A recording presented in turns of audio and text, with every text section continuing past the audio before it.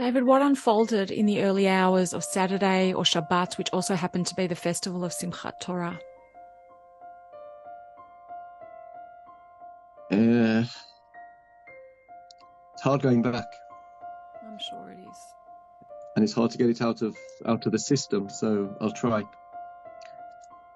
And I live in two worlds, what actually happened and it's sort of a synthesis of what could have happened. So I'll say straight from the start, I have two of our children live in the area, both also in Otef Aza.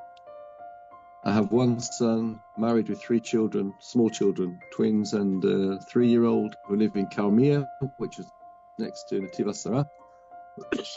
And my daughter Shiran, with her husband and 3 little children who live in Kibbutz Nirim. So I sort of feel the attack came on 3 fronts for us.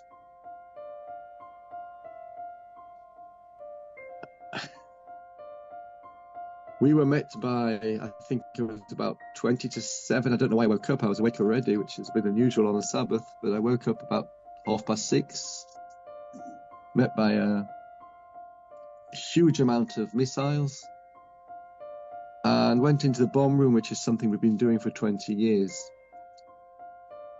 But it just didn't stop.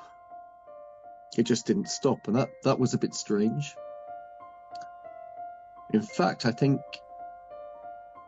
I suggested, or my wife suggested, or we suggested to each other, there must be a technical problem with the defense system, which is saying that getting, red alert, red alert, red alert. But it was not so. And we stayed in, and then I received phone calls, or we turned on our mobiles and our television, which we don't normally do on the Sabbath or on a day of celebration. We turned it on. I turned on the news, and then I saw these pictures, which it just looked like a Rambo film of armed vehicles going into Sderot. Now, Sderot is 11 kilometers from us, where we have Ilana's sister lived, my wife's sister lived.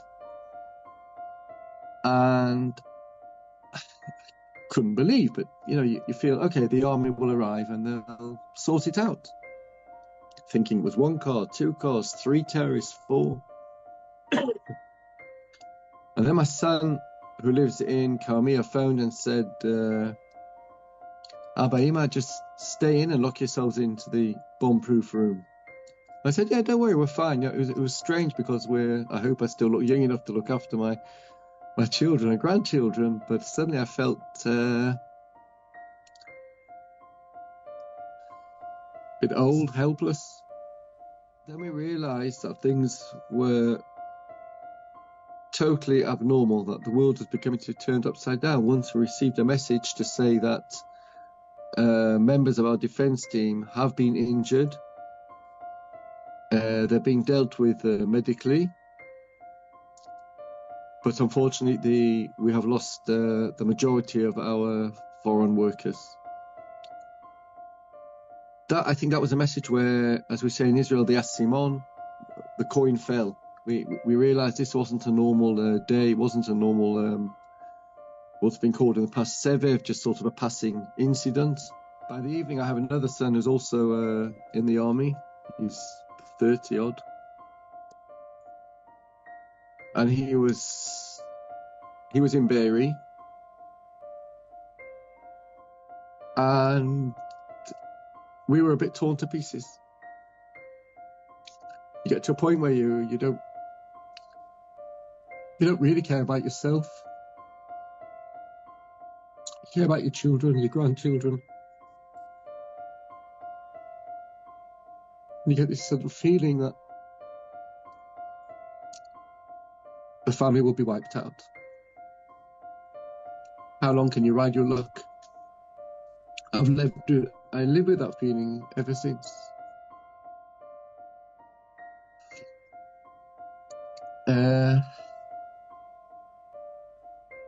By Saturday night, it was clear to us that this is